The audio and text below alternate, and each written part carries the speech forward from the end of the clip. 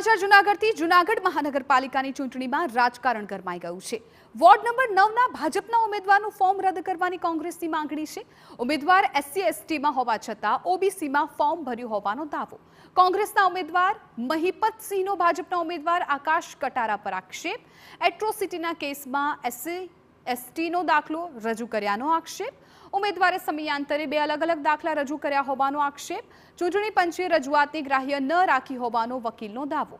આ મુદ્દે મહિપતસિંહની હાઈકોર્ટ સુધી લડી લેવાની ચીમકી।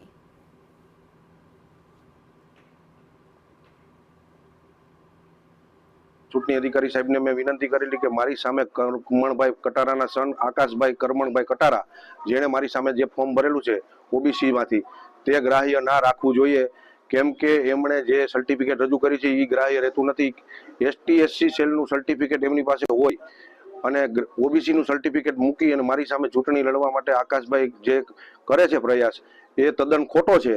જેથી કરીને આ ચૂંટણીમાં એમનું ફોર્મ રદ થવું જોઈએ એ મારી નમ્ર અરજ છે ચૂંટણી અધિકારી સાહેબને અને ચૂંટણી કમિશનર સાહેબને।